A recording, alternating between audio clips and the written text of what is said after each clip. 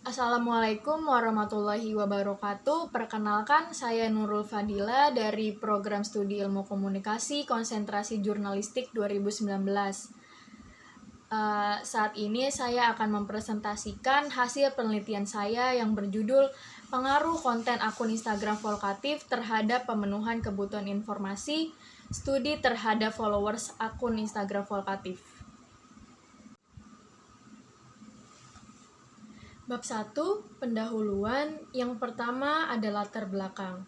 Latar belakangnya adalah konten yang diterapkan oleh akun Instagram Volkatif adalah konten yang minimalis. Sehingga para pengguna Instagram, terutama followersnya, akan sangat mudah menerima informasi yang diberikan di konten Instagram Volkatif tersebut, khususnya yaitu followers anak muda atau biasa yang kita sebut generasi milenial. Informasi yang disampaikan juga dalam bahasa yang baik dan jelas, tidak panjang lebar, dan tentunya mudah diterima sehingga cocok dengan tujuan akun Instagram Volkatif tersebut. Dari kontennya, dia juga meningkatkan keterlibatan pengikut online melalui akun media Instagram Volkatif, seperti yang bisa ditemukan di kolom komentar akun Instagram Volkatif. Kolom ini selalu menampilkan interaksi antara followers Instagram dengan admin media sosial mereka. Akun Instagram Volkatif memungkinkan untuk mendiskusikan berbagai jenis informasi menarik dan mengemasnya dalam bentuk gambar, video, atau situs web untuk memberikan informasi kepada para pengikut, terutama anak muda atau generasi milenial. Jadi dalam penelitian ini saya mencoba mencari tahu sejauh mana konten akun Instagram memenuhi kebutuhan informasi followersnya.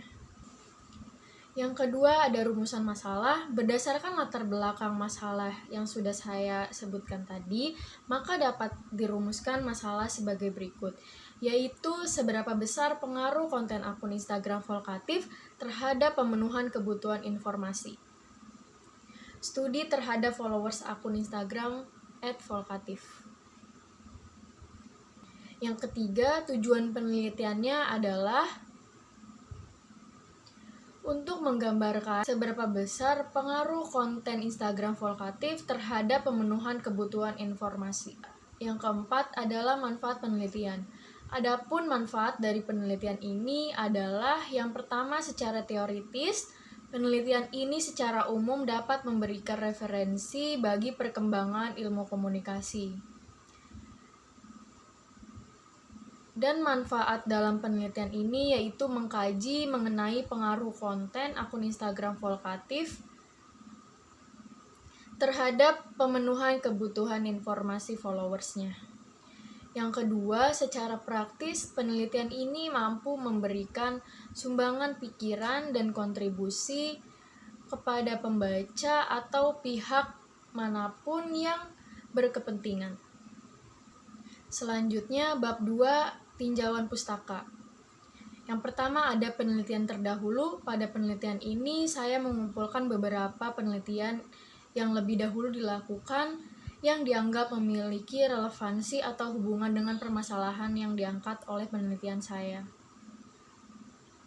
Dalam penelitian ini, saya menggunakan 2 penelitian terdahulu, diantaranya yang pertama dari Monica Dwi Gita dengan judul penelitian Pengaruh Penggunaan Akun Instagram Volkatif Terhadap Pemenuhan Kebutuhan Informasi Mahasiswa Fakultas Ilmu Sosial dan Ilmu Politik Universitas Sumatera Utara.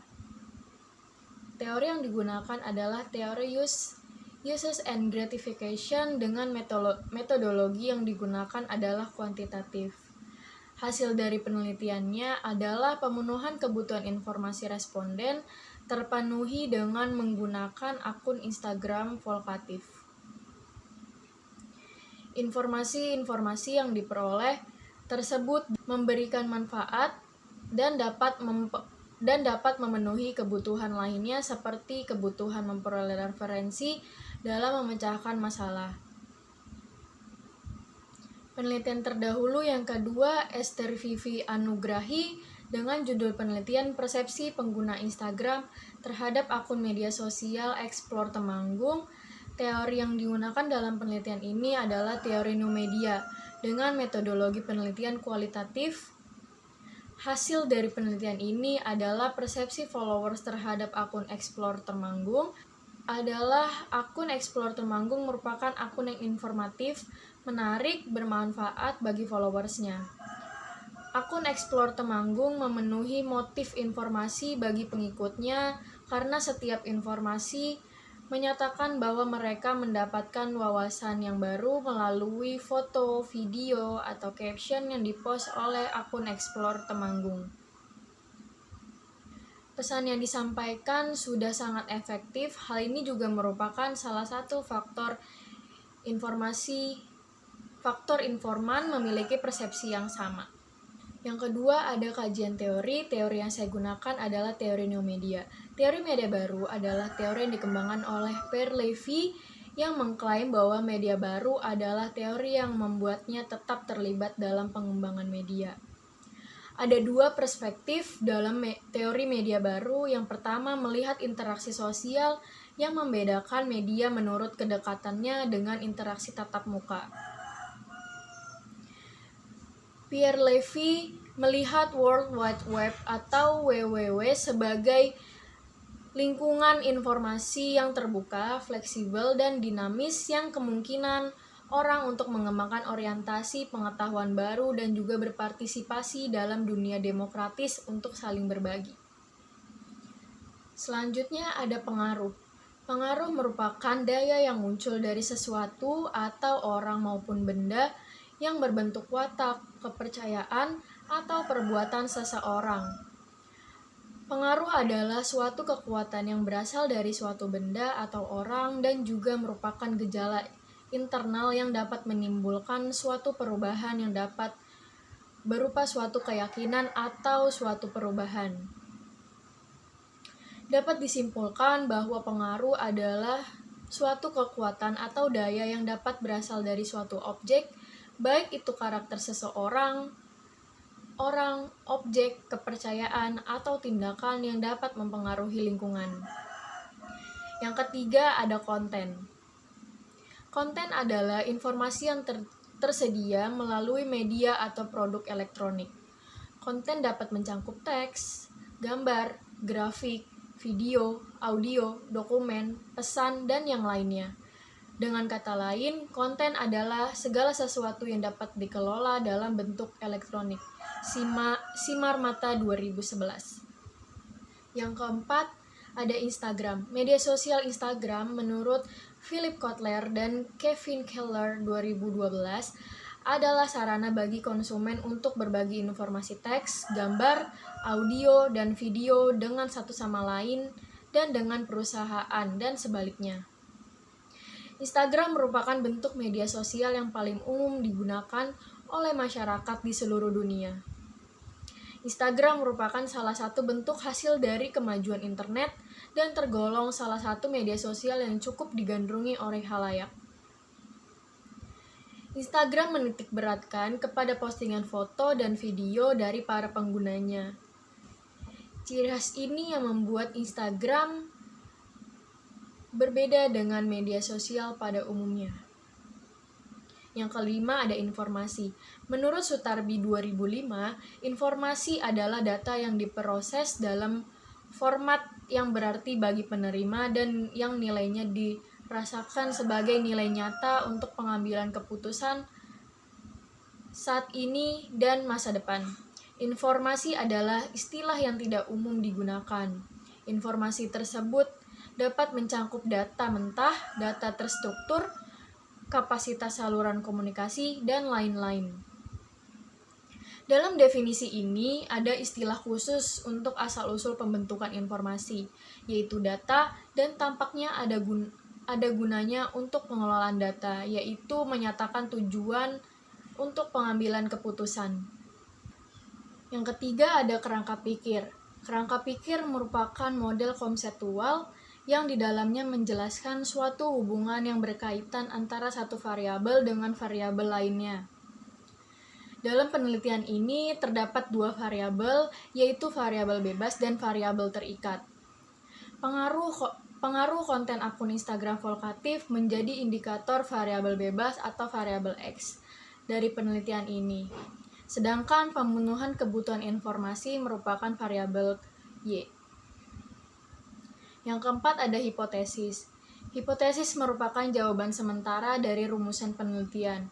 Adapun hipotesis penelitian dengan judul pengaruh konten akun Instagram Volkatif terhadap pemenuhan kebutuhan informasi, yaitu H0 sama dengan tidak ada pengaruh antara konten akun Instagram Volkatif terhadap pemenuhan kebutuhan informasi.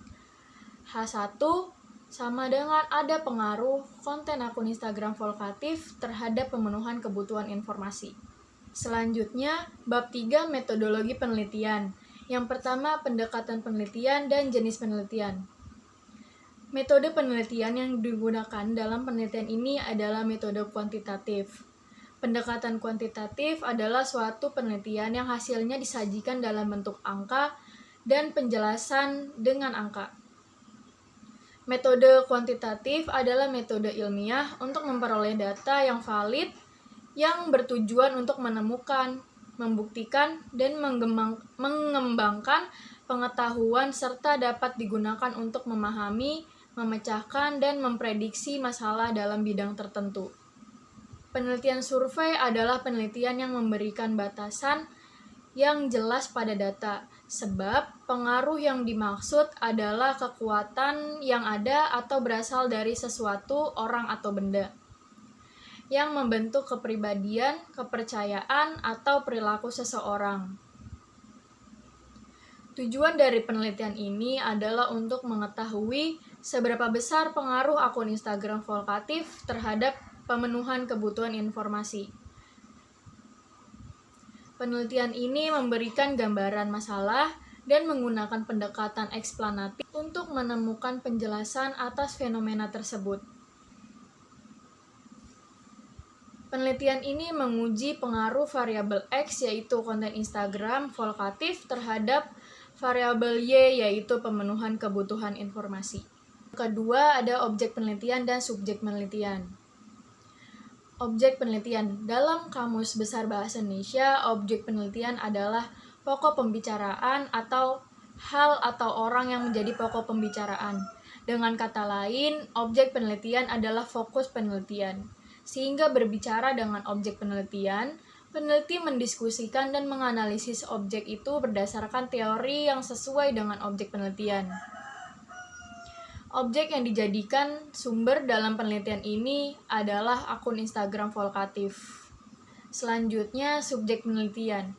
Subjek adalah salah satu yang dibahas dalam penelitian.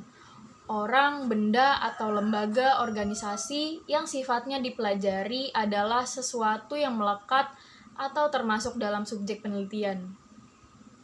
Subjek dari penelitian ini adalah followers Instagram akun Volkatif. Yang ketiga, populasi dan sampel. Populasi menurut Sugiono 1997, pengertian populasi adalah wilayah generalisasi yang terdiri atas objek dan subjek yang memiliki karakteristik tertentu yang ditetapkan oleh peneliti untuk dipelajari dan kemudian ditarik kesimpulannya. Menurut Hartono 2011, pengertian populasi adalah karakteristik tertentu, ada yang jumlahnya terhingga dan ada yang tak terhingga. Penelitian hanya dapat dilakukan pada populasi yang terhingga saja. Dari pengertian populasi menurut beberapa ahli di atas, peneliti hanya dapat melakukan penelitian bagi populasi yang terhingga saja. Populasi pada penelitian ini adalah 3 juta followers Instagram Volkatif yang mengikuti arus informasi dari akun Instagram Volkatif. Yang kedua ada sampel. Pengambilan sampel digunakan ketika populasi penelitian besar dan tidak mungkin peneliti mempelajari seluruh populasi. yaitu 3 juta pengikut followers di Instagram Volkatif. Pengambilan sampel tersebut dapat terjadi karena keterbatasan biaya, tenaga, dan waktu peneliti. Sampel populasi yang akan digunakan harus benar-benar mewakili populasi yang diteliti. Dalam penelitian ini, peneliti merupakan non-probability sampling, artinya tidak semua populasi dapat dijadikan sampel.